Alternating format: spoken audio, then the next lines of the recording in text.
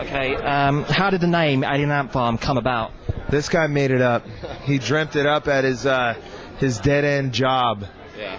I used to work a really boring desk job back before, we started doing the band for a living. And, I used to do a lot of daydreaming and just kind of not work. And I thought of it, I was just like, we needed a name. And one day I was contemplating the Earth being a experiment by aliens, right? Like, I'm not placing stock in it, but... like a kid gets an ant farm and develops it over time, and it's kind of like loose theory. Plus, Metallica was already taken. How did your record label come about? We were actually introduced to DreamWorks by Papa Roach. They pushed us on them very heavily, and they picked us up after a little tiny bit after they got signed. They said, you know what, go sign these guys, and they gave them a little imprint label, which is in our CDs. But yeah, they introduced us. They're good guys, man. Your album Anthology, your album Anthology became a hit worldwide. What was it about the album that made it get such a good response? Well, at first I think it was kind of like a pop orientated rock record. It was doing really well at first. Like, movies came out, and then Smooth Criminal got added in New York, and once that had happened, New York added it to their radio station. It just blew up everywhere. Started adding it, and MTV was like, you have to shoot a video for this right now. It turned into a bit of an eclipse over movies, which is why we kind of pushed it back out there again. And ultimately, Smooth Criminal made that record just soar. Yeah. My next question is, one of the songs featured on the album is Smooth Criminal. Why did you decide to cover it? You know what? It just kind of came about like I played it we had a gig, and I played it just to be funny, like in between songs. Mike jumped on it, crowd went nuts. So we ended up putting it on our first little self-titled thing that we did, or not self-titled, self-released thing that we did. And we were going to put it on Anthology like as a joke.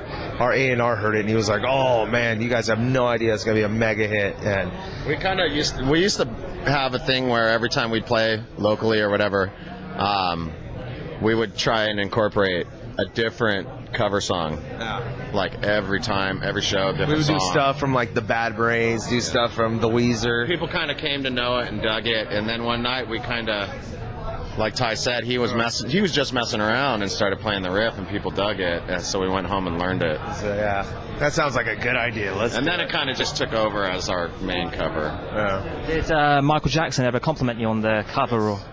Yeah, he dug it.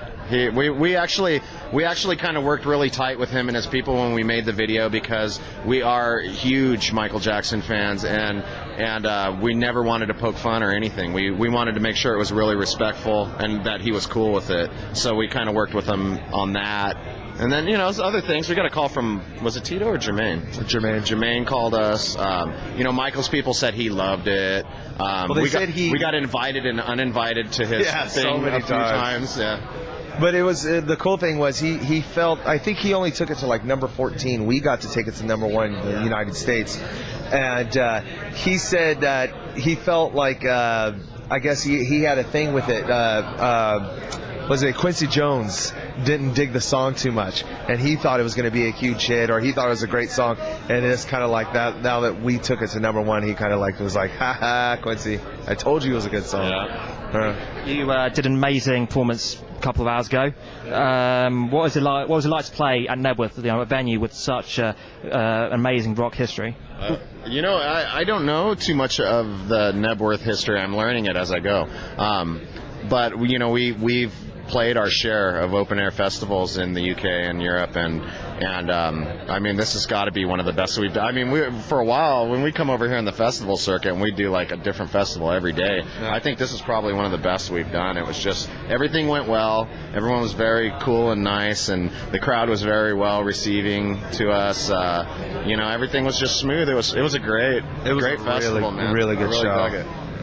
I'm looking forward to enjoying it, like today and tomorrow. Yeah, on that, what bands are you looking forward to seeing over the weekend? Well, I was looking forward to see Anthrax, but I just missed them. Yeah, me too. Who else? Heaven and Hell. Linkin Park are good friends. They're old friends of It's always ours. good to see them. Killing Joke is like a big thing. I really want to see Killing Killing Joke. Joke is just an super old classic. Yeah. You know, that's going to be really cool to see live. And obviously Metallica, we're friends with like James, and we're always excited to see them. And Nine Inch Nails too. Nine Inch Nails, yeah, it's a great lineup all around, man. Finally, before we just finish off, what is your dream festival lineup? This can include bands past or present.